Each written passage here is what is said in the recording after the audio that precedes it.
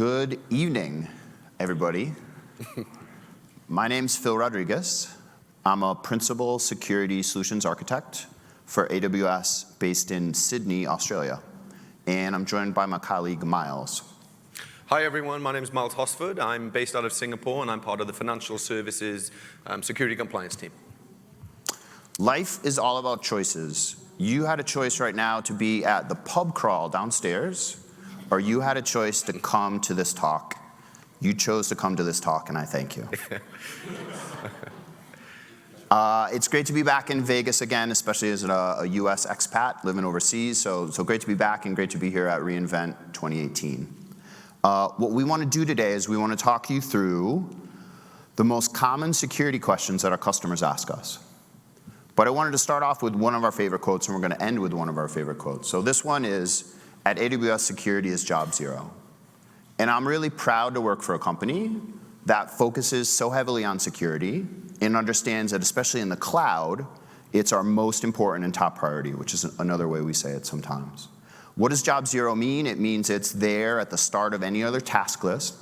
Before we get to number one on that list, we think about number zero, which is security, and it's always first. Now, Miles and I talk to a lot of customers about security. It's what we do.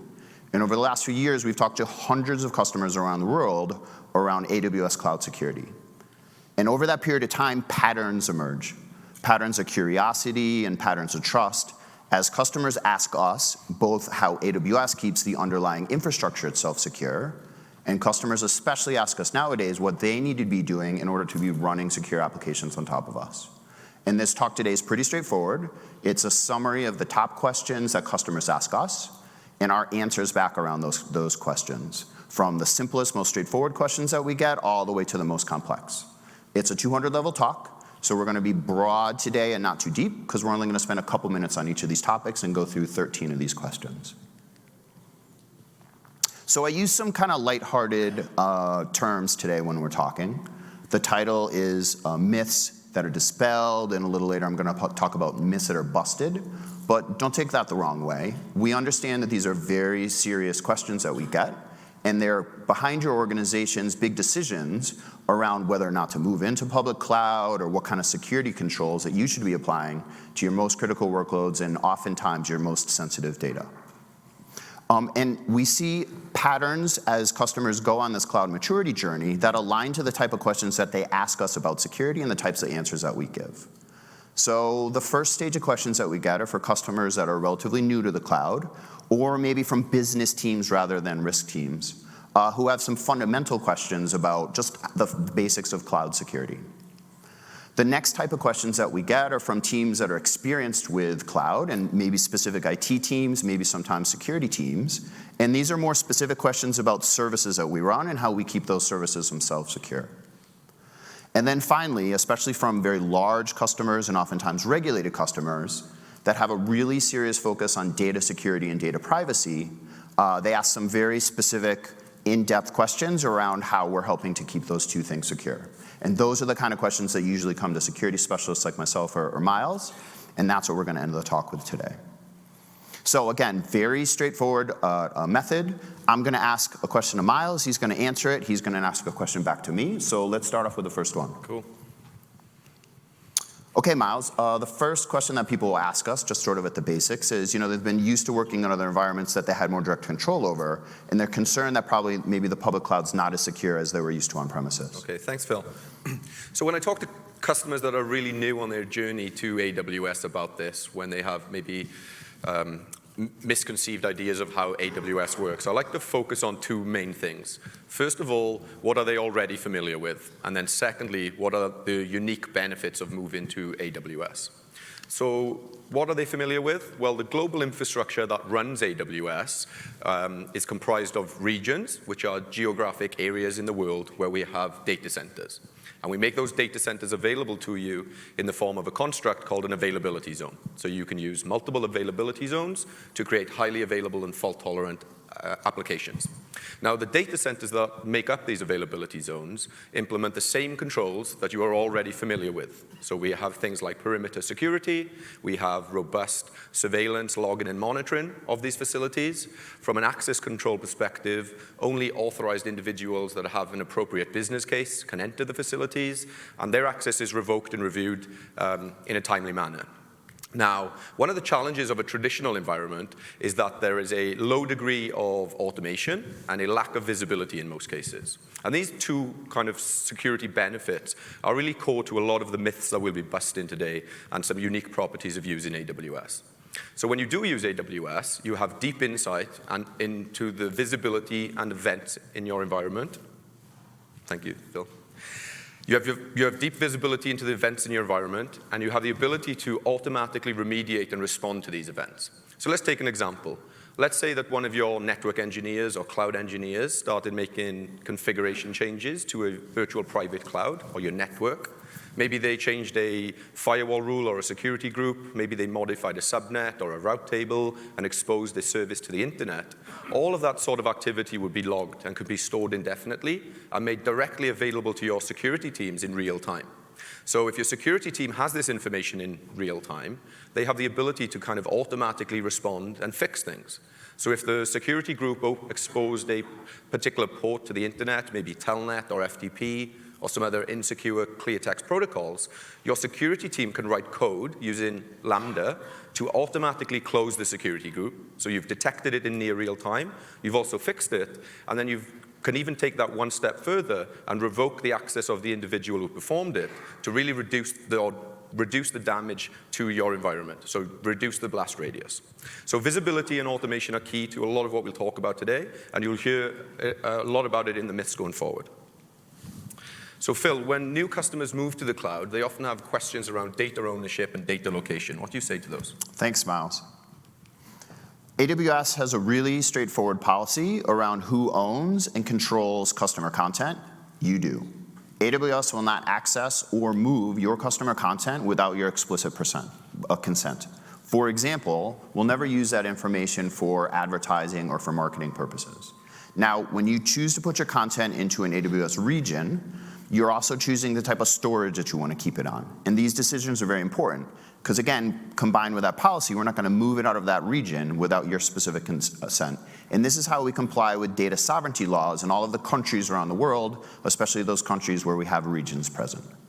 So in addition to this clear policy around AWS not accessing or using your customer content in any way without your permission, we also have tools that allow you to give very strict permissions around which of your users are able to interact with that data and those systems.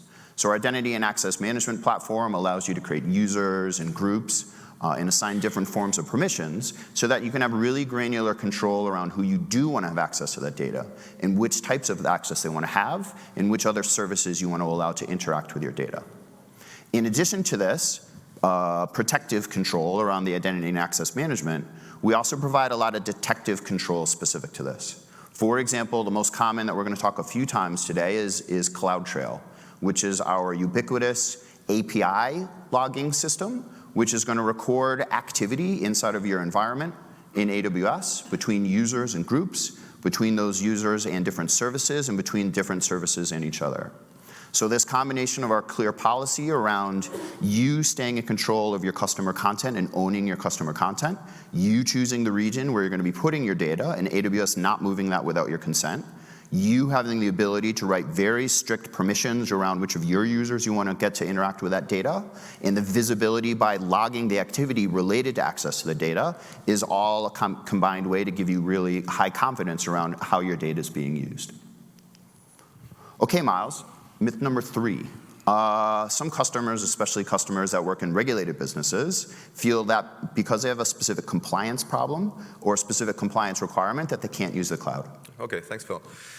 So AWS currently has millions of monthly active customers, and these customers come from all sorts of industry verticals.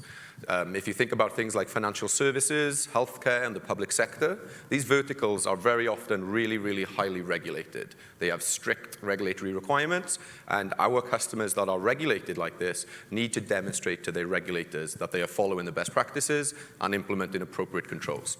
So how do we help them? So AWS certifies our platform with over 50 certifications and alignments and frameworks. We do that globally, but we also, where we need to, will do it regionally. So if I can give you some examples, at a global level, our platform is certified with things like ISO 27001 and SOC 1 and 2, and even at a global level, within the verticals, we do things like PCI DSS to certify the platform to have the ability to process and store credit card data and allow you as customers to build PCI-compliant applications on top of us. Now, from a regional perspective, in the US, for example, we align with things like FISMA and FedRAMP. In the UK, we've aligned with things like Cyber Essentials. And then in Australia, we certified the platform with IRAP. Those are just some examples. We've also included many, many more. Now, when we certify the platform, we use an independent third-party auditor. So they will perform an audit, write the report, and then we make those reports available to you as our customers via a service called AWS Artifact. So if any of you are interested in finding out more about security of the cloud and what AWS does, you can go into the Artifact service and download things like our SOC 2 report, which will give you a really detailed description of the controls that we implement, like the ones I described earlier around physical security and the activities that we are responsible for. So you can use that as part of your due diligence to identify what controls that we have and then what you need to build on top of the platform. Now, finally, AWS customers have the ability to enroll in an enterprise agreement. This agreement is tailored specifically to you as a customer. So if there is any unique needs that we need to discuss with you, enterprise agreements is often an option.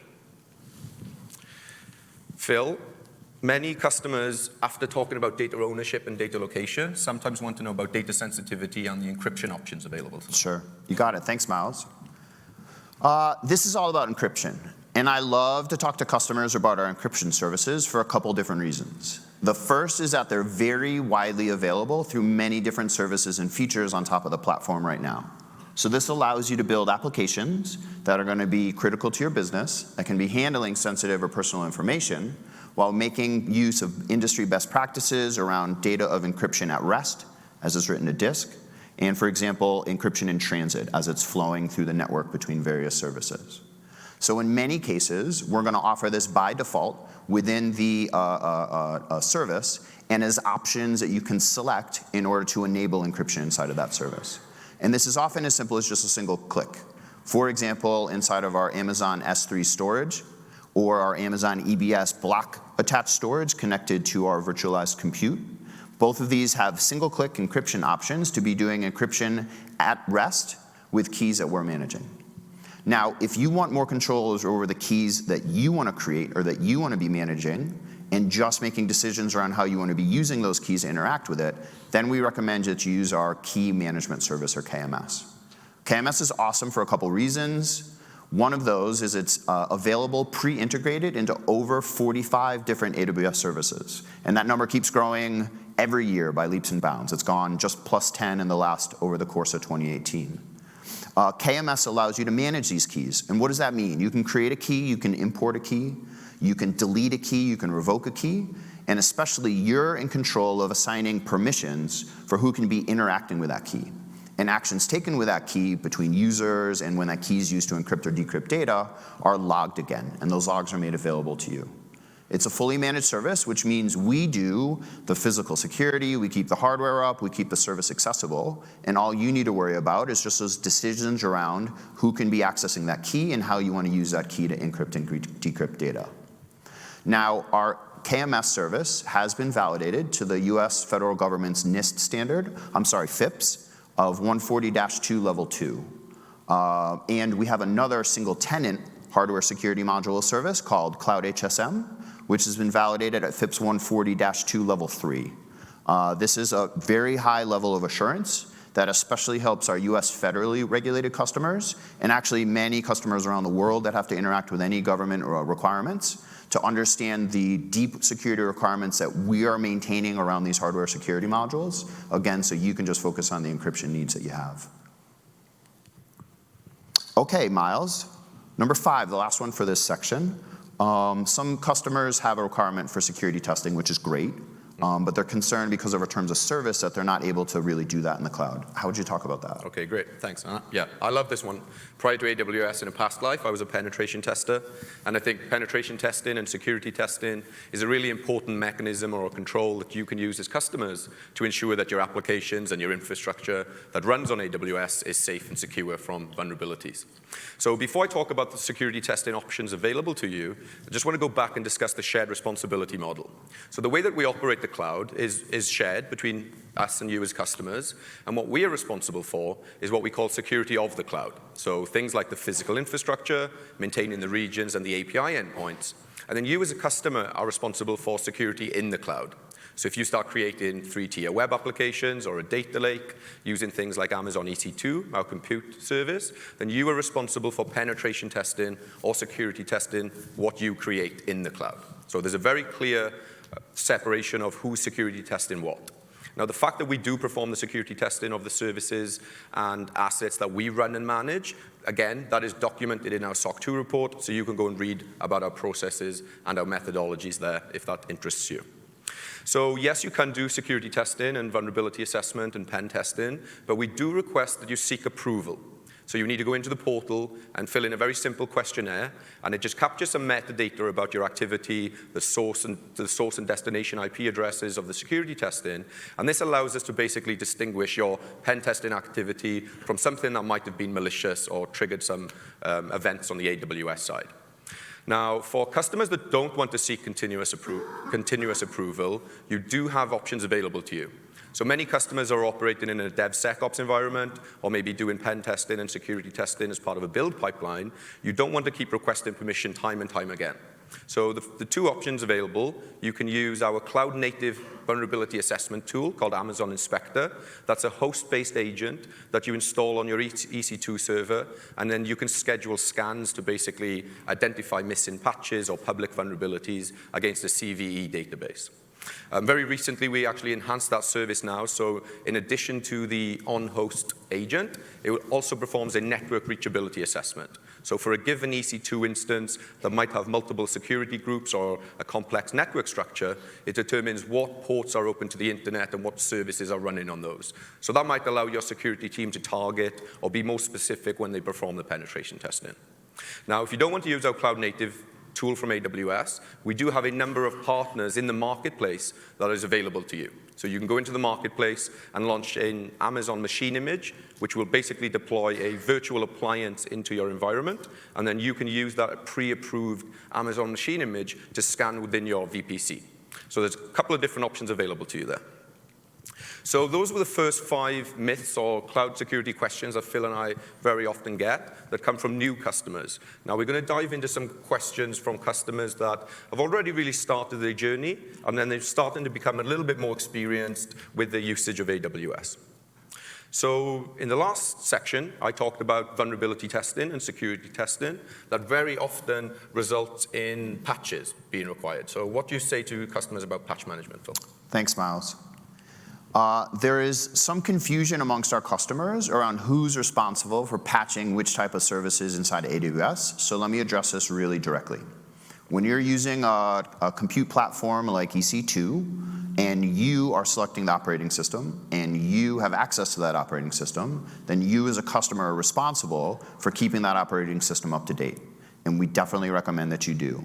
For example, if you're going to be using Windows or Linux or another OS and keeping it running for a period of time, use that operating system's built-in update mechanisms to keep that patched, especially across monthly patch cycles. When you're doing this patching, there's a few other ways that we can try to help you as well. But to be very, very clear, when you've got access to the operating system and you're launching that operating system, you're the one who keeps it patched. Another technique that some customers do is they're actually rebuilding ephemeral environments, maybe rebuilding from scratch many times a week or even a day. And when you do that, start from a known secure base patched image so that you're not constantly introducing vulnerabilities into these systems that you're automatically creating. Now, one way to do that from a known secure base image is to use our Amazon Machine Images, or AMIs, which we issue to our customers in the marketplace via a patched starting state. And we keep these images to be used as a starting state patched over time as well. For example, the second Tuesday of the month, colloquially known as Patch Tuesday, we will update the Windows Amazon Machine Image that's available within 5 days after Patch Tuesday. And that allows you to be using that as a basis for a patched foundation of the operating systems that you're choosing to run inside of EC2. We've got a couple of different tools as well. Miles already mentioned Inspector, which is a vulnerability scanning tool. Another great tool for the application of the patches is Systems Manager, which is a remote configuration utility for EC2 and allows you to query or update a bunch of different system settings, including the application of patches. So that's a great way to be automatically both detecting for vulnerabilities in these systems you're building and automatically applying patches within operating systems that are longer lived. Now, AWS does have a number of different services where we have the responsibility for patching the service itself. And we broadly refer to these as our managed services. For example, maybe you just want to focus on serverless code execution. Maybe you just want to be focusing on storage or database functionality, and therefore using a service like Lambda or S3 or RDS. When you're doing that, you just need to focus on the application functionality you want from that managed service and allow us to be securing and supporting the underlying infrastructure, including the patching of that underlying infrastructure. And this is a big benefit for customers who may no longer have to patch a database engine or an operating system, which is a lot of operational overhead. So one really simple example, let's say you want to use a MySQL database. We've got two different choices. You could choose to install MySQL inside of an EC2 environment where you chose to install a Linux operating system. And when you do that, you are responsible for patching both MySQL and the operating system. You could also choose to use the MySQL variant of our relational database service, or RDS, where you get the same database functionality, but AWS is responsible for patching of that environment and securing the underlying systems. So the choice is yours. All right, Miles. This is a common one, I think. Some customers are concerned because they're putting data in the cloud that everybody else will be able to get access to it. So what do you talk about? Yeah, thanks, Phil. So we have a number of storage services available to you. Phil's mentioned a few of them: Amazon S3, EBS, and a couple more. So I'm going to focus on Amazon S3 for this example. So to be very clear, Amazon S3 is secure by default. So when you create a bucket in Amazon S3, which is an area of storage, or if you place an object like a file into this bucket, by default, it is entirely private and only accessible to you as the owner who created it. Now, there might be some situations where you want to have a public bucket. So let's say that you are creating a static website and you want that exposed to the internet, or if you are serving something like digital media at scale, so images and videos that aren't particularly sensitive to your organization, then I think it is appropriate to be in a public bucket. But sometimes customers and the engineers within those teams accidentally will open a private bucket publicly, and then that will expose that data potentially to the internet or anyone that kind of stumbles across that bucket. So how do we help customers make good choices there? So we've implemented a number of preventative and detective controls. The preventative controls have been available to customers since we launched Amazon S3. So things like identity and access management policies, you can use as customers to define who in your organization can ever change a bucket policy. So for example, you might have an application development team that doesn't really need to be configuring S3 once the bucket's been created for them to use. So you would use IAM to restrict that group or pool of people to not be able to change the S3 bucket policy, S3 bucket settings. Within Amazon S3 itself, we have kind of a second line of defense in the form of an S3 bucket policy. So you have the identity policy, but you can also use Amazon S3 directly to specify the configuration and the settings of the bucket. Now, very recently, we made it even easier for customers where we've added the functionality at an account-wide level where you can put a setting on S3 that says this specific account should never have public buckets. So you can prevent public buckets at scale across an entire AWS account. Now, what's really cool about that is if you're doing kind of workload segregation or you have a multi-account strategy, if you know that your particular application should never be exposed to the internet, like a private internal data lake, for example, or anything, configuration files you are using internally, you can apply that private setting across the entire account, and then you don't have to worry about people making bad choices on a per bucket level. Now, from a detective control perspective, we have a lot of visuals in the Amazon S3 console. So if you go to create a bucket and mark it as public, it will give you lots of kind of, are you sure you want to do this? This might be a bad idea. It will give lots of orange warnings kind of on a multi-step process to try to convince you that maybe you want a private bucket, not a public one. But sometimes people will still go ahead and create that public bucket. So then in the main section of Amazon S3, we actually list your buckets, and we put the public ones right at the top with a big orange sticker next to them or a tag that clearly indicates that they are public buckets. That allows your security team there maybe to easily identify them, perform a review, and if they shouldn't be public, you can close them or set them back to private. Now, I mentioned earlier the visibility and the automation that you get in AWS is something that you can't really achieve on-premise. So if we think about this scenario where someone creates a public bucket, so maybe there wasn't an account-wide setting, maybe you didn't have an identity and access management policy preventing it, or it was an administrator that had the access but was just making bad choices.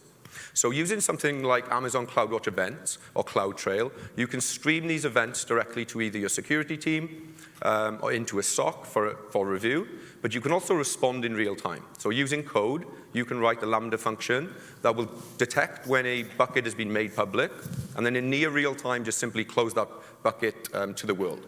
Now, if we contrast that to an on-premise environment where one of your engineers maybe opens up a port to the internet, installs FTP, and puts a sensitive file in there, so kind of the same sort of situation, then in the on-premise world, it's probably very difficult for you to know that that happened.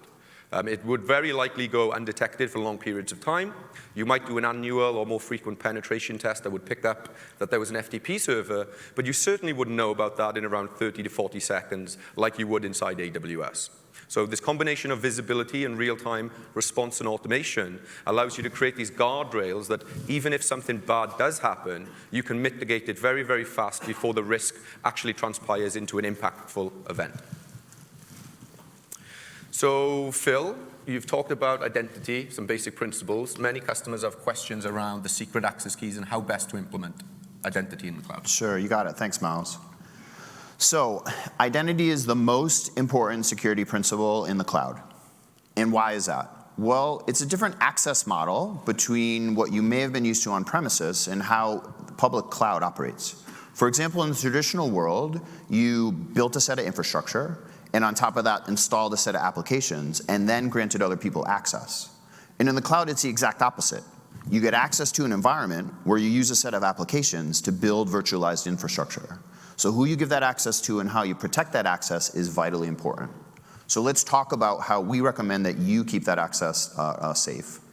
So the first best practice that we recommend is very straightforward. It's multi-factor authentication, or MFA. I think everybody's familiar with this in general nowadays. It's like a hard token you might carry on your keys or in your bag, or a soft token that you might have installed on your phone. This provides an additional form of security on top of your generally static and non-changing username and password. This two-factor token will be a constantly changing extra form of credential that you're using to apply primarily to human access into the console. And you can apply that especially to the root user, the most powerful user within the IAM environment, but also to any other IAM users that you create. And we definitely recommend you use MFA for human access. You can also choose to use MFA on top of automated or API-based access as well. And you might want to do this, for example, with a very risky, infrequently used API call where you do want to have some human oversight. The second best practice really gets back to the heart of this myth. And the myth talked about access keys being stolen. The best way to keep an AWS access key from being stolen is not to create a static access key in the first place. The way that you do this is by using what we call IAM roles. Roles are objects which have permissions assigned to them, and as a user needs to, they assume this role, get temporary access to these permissions to take actions, and when they're done, that access goes away. The best part about IAM roles is that IAM roles do not create static access keys. IAM roles use temporary short-lived credentials as an extra third form of protection that go away after a little while, so that anything left over in the system cannot be used by an attacker to get access back to that system. So that combination of IAM roles and multi-factor authentication are the two best ways to keep IAM safe. Those are preventative controls. So let's talk always a little bit about a detective control. And we've got a bunch of these. We've mentioned CloudTrail before, et cetera. My favorite one at the moment, and the one I want to focus on now, is Amazon GuardDuty. Amazon GuardDuty is one of our fastest growing security services ever since we launched it about a year ago. And it's our managed threat detection platform. I like to think of it very simply as a AWS cloud infrastructure focused intrusion detection system. It's there looking for malicious or suspicious activity between users, between resources, and between different services, and alerting you if it detects anything that we have seen in the past to be bad. And it's specifically tuned to look for a number of different things, including identity and access management issues. For example, if it sees a single IAM user attempting to log into the AWS infrastructure from multiple places around the world at the same time, it'll raise an alert. And then you can choose to consume that alert and act on that alert however you'd like. So that combination of protection and detection is the best way to keep your identity safe in the cloud. Okay, Miles, another myth is, when you click delete in the console, what actually happens? How can customers validate that it's really been deleted? Yeah, great. Thanks, Phil. So this question comes up a lot with customers that operate in highly regulated industries. Sometimes they either have the requirement to keep data for long periods of time, or they have the requirement to kind of get rid of data as soon as possible. So Phil already mentioned that you, as customers, own your content and data inside AWS. And this also extends to data retention policies, like I just described, but also the ability to delete data. So when you go into the console like S3 and press delete, or when you destroy an EBS volume, what is actually happening? So when we think about data deletion, it's really important to think about it as both logical data deletion and physical data deletion, just like you would do in a traditional on-premise environment. So from a logical perspective, what happens is when you press delete, depending on the service, if it uses object storage or block storage, AWS will go and zero the data, so essentially overwrite it with noughts and ones in a pass to render that data inaccessible. Or in object storage, we'll remove the logical pointer to that data, preventing you from accessing it again. Now, from a physical perspective, as part of the shared responsibility model, it's AWS's responsibility to physically destroy and sanitize media when it becomes end of its useful life. So what we do there is we follow the industry guidelines NIST 888, which describes the procedures that you should follow when destroying physical media.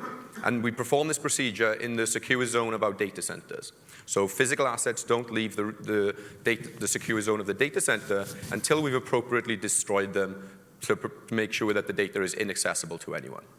Now, a lot of customers will then ask me, okay, that's great, the logical and the physical data deletion, but how do we know that you actually are doing it? If we can't come into your data centers and observe this, how do we know? So I mentioned at the start that we have a very comprehensive and robust compliance program. So both of these controls, logical and physical, are documented in our compliance programs. So the SOC 2 is a good example. So you could go into the SOC 2 report, which is independent, produced by an independent third-party auditor, download the report and view these controls, determine the steps that the auditor took and the result that the control was actually there. Phil, so we're talking about experienced security teams or experienced cloud users at this point. They often have a lot of questions about serverless security. Yeah. What do you say? Cool, thanks, Miles. It's very safe to say in 2018 at reInvent, serverless is absolutely here to stay. We've got customers around the world using combinations of our serverless services to be creating applications that are critical to their businesses and that are handling sensitive and personal information. So how do we secure serverless, and how do we recommend that customers secure serverless? Again, this gives me a chance to talk about identity, because identity is the primary form of security that customers interact with when they're using our serverless services. And this focus on identity is great because you get a lot of control. You get to choose who can upload code into this serverless environment, who can access this code, and which other services can interact with this code in a very granular method using the techniques that I described before, especially roles. Now, it can be a little bit of a shift in mindset for some security professionals because identity is one of the few things that you get to configure around the security controls around serverless. Almost everything else, and I'll be clear on it in a moment, is managed and run and secured by AWS itself. So it's great that you get so many options to focus on identity, but you need to understand what we're doing to secure serverless services themselves. Let's take the example of Lambda, probably our most popular serverless service, which allows you to take code that you create and run it inside an environment without having to manage the servers. So how do we secure Lambda? Well, first of all, Lambda gets to inherit all of the strong security controls that we've built into the rest of the AWS platform. Specifically, Lambda runs on top of EC2. So it inherits all the strong isolation that we've built into EC2 that actually Miles is going to talk about in a little bit. When you run Lambda, what you're doing is you're running code inside of a container environment that we're managing, but that we're associating with your account, that runs inside of an EC2 instance that we are managing, but that's associated with your account.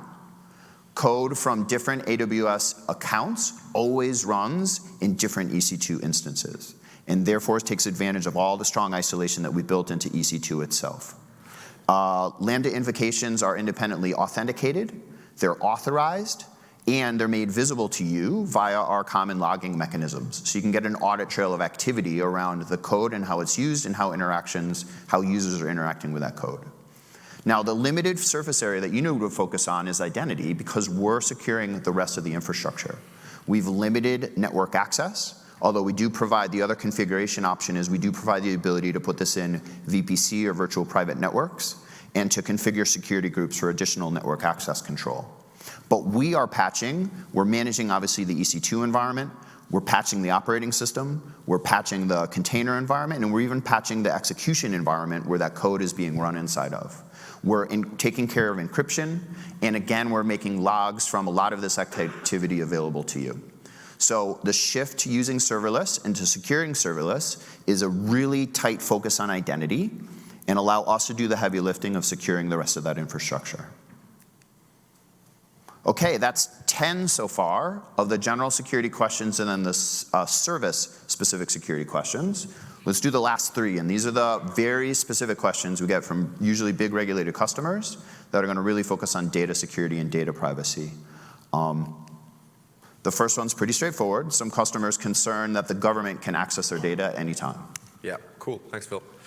So this is really, really important. AWS is diligent about customers' privacy. We understand it's important to you, and we need to earn your trust every day around this topic. So AWS does not disclose customer content unless we are legally required to do so to comply with the law. Now, where we are legally required to do so to comply with the law, it has to be following the appropriate process with a search warrant, subpoena, or legally binding order. And AWS reviews these requests to us, and where they are overreaching or overbroad, AWS will push back, and we have a track record of doing that. Now, from a notification perspective, unless legally required where we can't, so for example, when there's clear indication of illegal activity from a customer, then we notify the customer ahead of time so they can seek protection against customer content disclosure. Finally, as Phil's mentioned, all of the options available to you from an encryption perspective. When you encrypt your data using keys that you manage and control, access to encrypted data is essentially meaningless without the appropriate encryption key. So when we talk about information requests, we talk about they need to be valid, we notify customers, and you have encryption options available to you. Now, finally, we know that transparency is important here, so we publish a biannual information request report publicly available on our website, so you can go and download that and see information about the number of requests that we've received and how we've responded to those. Phil, a number of customers, particularly maybe like a line 2 risk function at a bank or a highly regulated customer, might want to know about how AWS can potentially access these managed services you talked about. Sure. Awesome. Thanks, Miles. This gives me a chance to talk about a really important security principle that we operate inside of AWS. And you've heard our global CISO talk about this many times. The principle is keep humans away from data. Humans make mistakes. And the more of a chance that they have to get access to data or services that access data, it increases the risk that those mistakes could lead to an impact. So how do we operate at scale? Well, we operate at scale very clearly based off automation. And when this automation fails and we need to update the automation, we create other forms of automation to update the primary automation. AWS could not work at the scale that we did if these services that we're offering to you and managing on your behalf relied on human access in order to operate. That's why we focus on automation. Now, there are occasionally times where there's an exceptional circumstance where a human administrator does have to access this environment in order to fix something. So how do we protect that? Well, there's a series of technology controls and process controls that we apply to make sure that this has appropriate oversight and that there's good, strong security that customers are very clear about. So let's talk about the technology controls first. Probably the most fundamental technology control there is isolation. For example, staff that have access to the services network to run these services don't have access to our physical environments like the data centers, and vice versa. Staff with access to the physical data centers do not get logical access to the networks to configure or control these services. Now, the Amazon corporate network and the Amazon services network are two entirely separate networks with different sets of credentials. And when an administrator does have to access across this, they do so in a connection that's been secured with a VPN. There's certificates and multi-factor authentication and a connection through a Bastion host. And this encrypted, secured, and limited access is then logged. And all of the activity that takes place while they have this action is logged, and these logs are saved for review. In addition to this, we have a number of different process controls. Probably the most fundamental process controls is our HR screening process, where we do a special heightened form of screening for anybody that might need this type of administrative access. This access is associated with tickets. If you've heard AWS talk many times about our internal processes, we're very highly focused on tickets. And an administrator that needs this access has to be associated with a ticket. This ticket has a lot of oversight to even get created in the first place, has to be appropriate scoped, it has to be limited in nature, and all of the activities that are taking during that period of time are logged. These logs are made available to security and legal for later review. And then when this access does happen, remember, it's an exceptional circumstance when a human has to fix something in this environment, then we kick off a process review and figure out what types of automation we can create to update the automation so that this human doesn't have to have this direct access again to the environment. All of this is recorded in our global compliance program, which will describe in a little bit more detail those technology controls and process controls, which again are audited by external independent third parties, and we give a lot of detail in exactly the steps of those audits to customers. Okay, Miles, last one, lucky number 13. Nice. I'm glad you got this one. Some customers are concerned that no matter what technology controls we have in an environment, that one customer will be able to bypass these and access another customer's information. Okay, you got it. Thanks. So when we talk about our hypervisor and the virtualization technology that we have, it's really two main points. First of all, experience, and secondly, our ability to continually innovate on behalf of our customers. So from an experience perspective, AWS has over a decade of experience building, running, scaling, and securing a public multi-tenant cloud infrastructure. Part of that cloud infrastructure, or core to that, is our virtualization technologies and hypervisors. And as of today, we run two of those. The first is based on the open source version of Xen, and the second is based on the core KVM code as part of the Linux kernel. Now, since day one of EC2, Xen has been a core part of EC2 and will continue to do so going forward. AWS was a founding member of the Xen project. Now, what that means is that our developers that kind of work on the hypervisor are really familiar with the code base, but also from a security perspective, being a founding member of the Xen project gives us advanced notifications on security issues.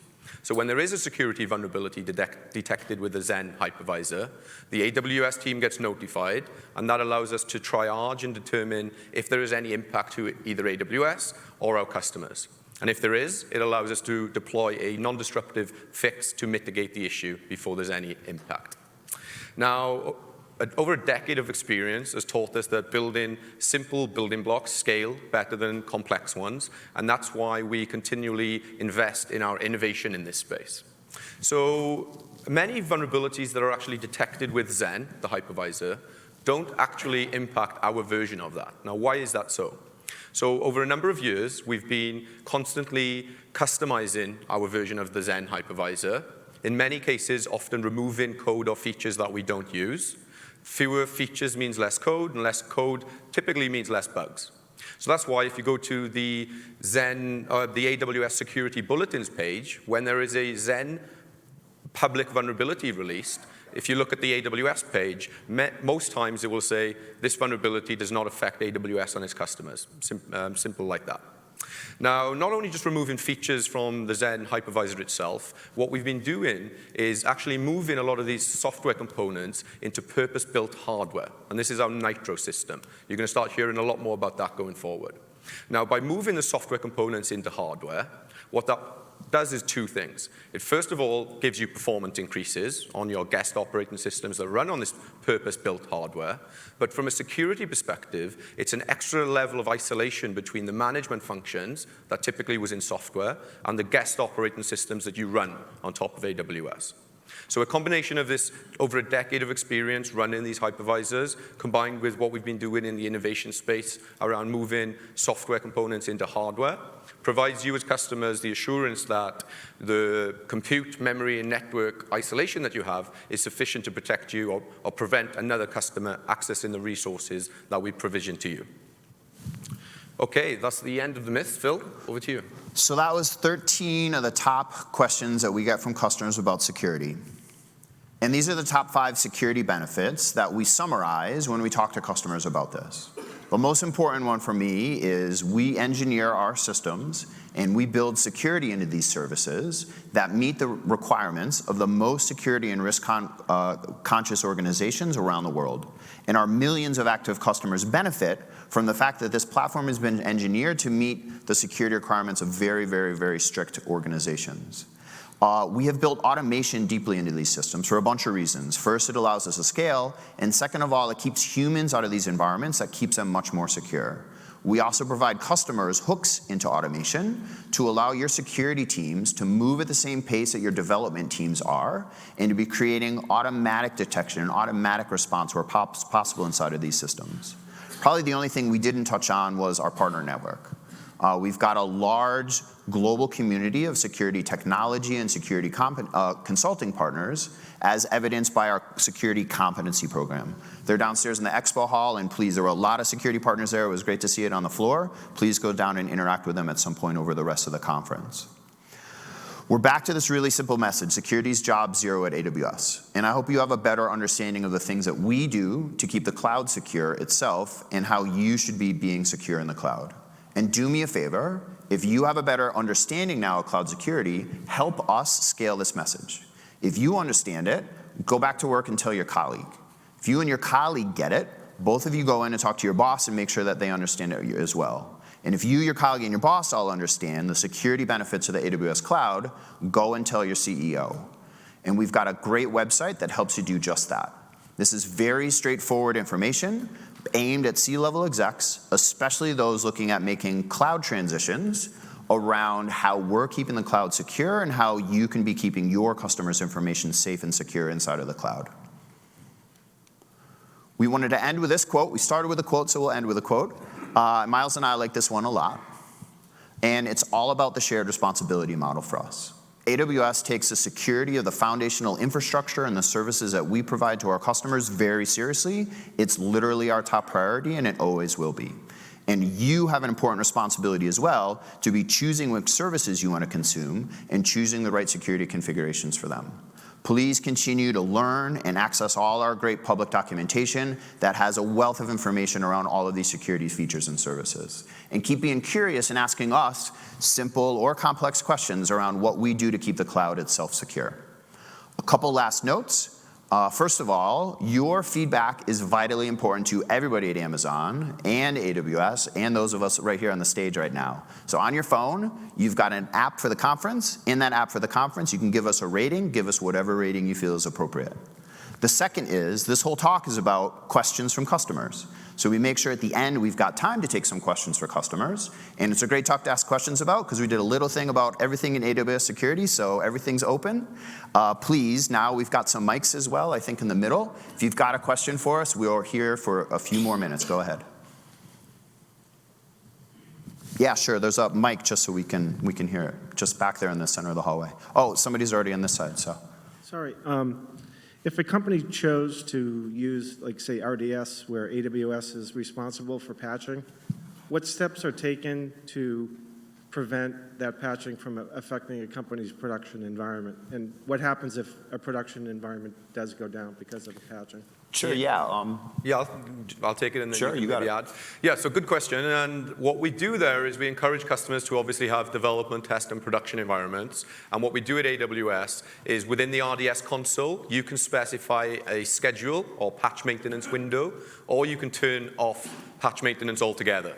So what most customers would do is in a production environment, they would probably turn off patch maintenance until the development and test environments have successfully had a patch rolled over them. So that's typically what they would do, yeah. So for your production environment, no patching, and then you turn it back on once the development environment has successfully received a patch. So that's good. But what happens if production was affected? Right? I mean, so you've taken steps to prevent it, but we all know that things still happen. Yeah, so if your production database wouldn't get patched if you specify it not to get patched. So we will only patch the databases that you say, yes, patch my development, patch my test, but don't patch my production. And then until you've received the patches, once it's been rolled to development and test, and it's working with your application code fine, and you're happy with that, then you can tell us to go ahead and specify the maintenance window to patch production. Question on this side. First of all, thank you. It's a great presentation. Definitely enjoyed it. A quick question on AWS Guard Duty. What is the efficacy of the alerts that you see on AWS Guard Duty? Like, how effective are these alerts? Yeah, great question. So Guard Duty was one of our first security-specific alerting services. So we spent a lot of time to make sure that we were maintaining trust with customers by making sure that these are very high-quality alerts that are based on our decade of operational experiences around seeing good and bad things in cloud environments. So they're very, very, very accurate. Many times customers may be alerted on things that they don't feel are highly a security impact. And therefore, they can assign risk ratings, and we assign risk ratings to them as well. For example, one of the alerts, it notifies you if there's a new or unknown IP address that's making an API call inside of the environment. Now, this might be a malicious outsider, or it could just be a remote dev. So our goal is to give that information to the customers and allow you to make those decisions on its behalf. But we have a very different strategy. We've got dozens, less than 100 of different alerts that fire inside of the system that have been highly tuned. We're not like some other traditional IDS products that have hundreds and hundreds of alerts and might generate 100,000 things in a day.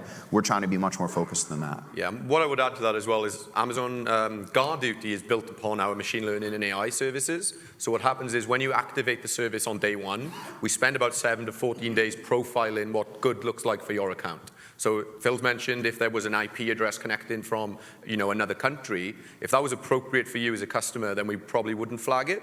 But for another customer where they've never received that sort of activity before, the machine learn train model would flag that as an issue. And then you can, as Phil says, you can determine if that's impactful or if you want to mark it as a false positive. Question on this side. Yes, thanks for the great talk. Appreciate it.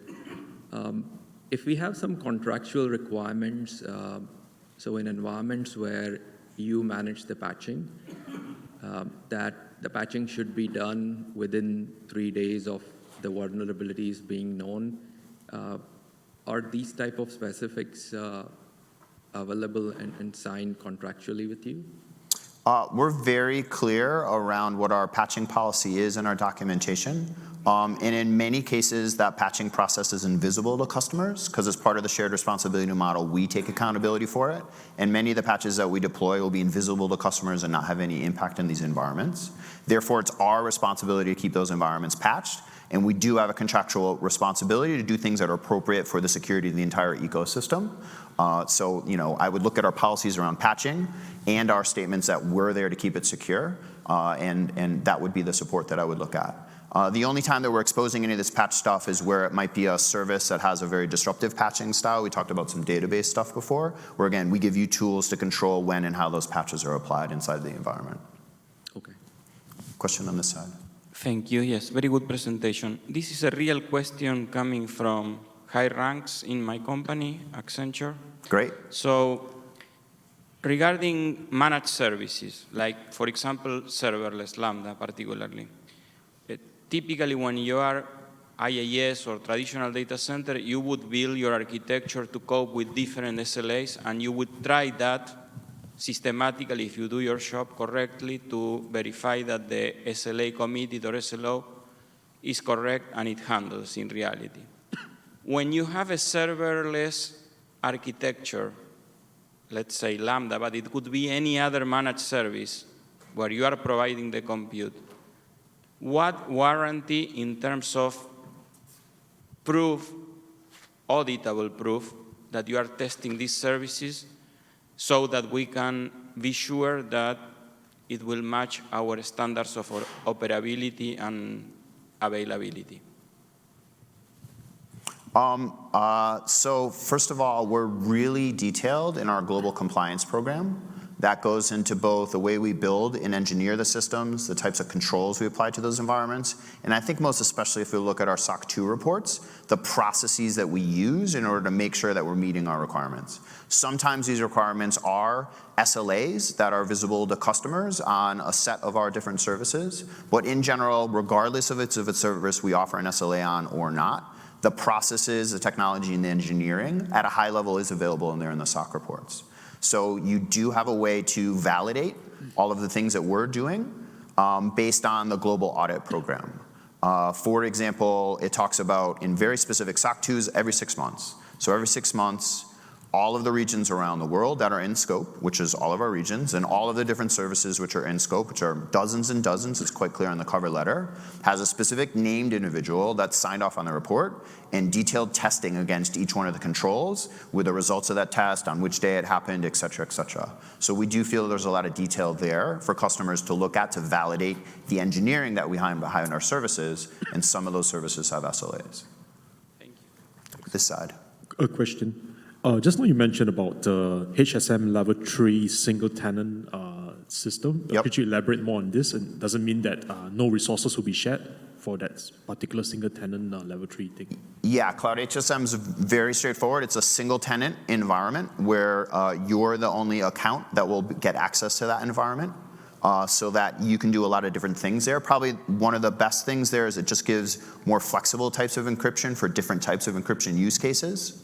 And the fact that it's single tenant helps some customers comply in a different way. To be honest, the difference between Cloud HSM and KMS is decreasing over time as we're pulling great features from HSM into KMS, and we're increasing the validation level of both of those. Now, the difference between FIPS 140-2 level 2 and level 3 is pretty small, and they've both been validated to that base level. Yeah. What I would add as well, I think this morning I saw on the kind of the Twitter feed, and we don't get a chance to watch the session, so you probably know more about this than we do right now, is that KMS can now be backed with Cloud HSM. Yeah. So you can store a key in Cloud HSM, which is single tenant, but enjoy all of the benefits of the front end of KMS around how you rotate and manage and create those keys. As of this morning, I think. Yep. Thank you. Question on this side. Yeah, I think it was your myth number 12 that prompts this question, and it boils down to the hardware-based vulnerabilities like Meltdown and Spectre. Oh, yeah. Oh, yeah. Yep. This one. And I'd like to know what Amazon has done to address those and what you continue to plan to do, because, of course, those types of vulnerabilities are still coming out.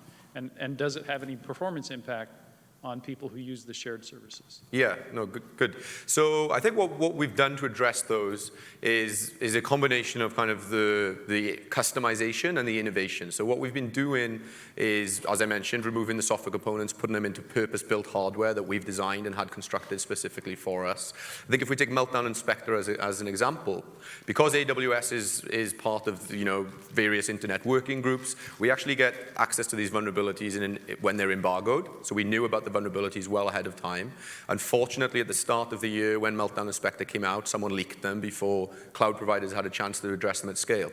But on the day when the leaked information came out, AWS had already patched over 99% of the fleet, and then within the following day after it, I think the last couple of single-digit percentage of the fleet was patched. So we take it very seriously. We're notified in most cases ahead of time, so before the public knows about it, we have abilities to put in place controls and patches and make enhancements for our customers there. Okay, no more questions. Thank you very much. Like I said before, you have choices. One of those choices is the pub crawl still going on downstairs, and there's a few security locations, so maybe we'll see you there. Thank you very much for your time. Thank you.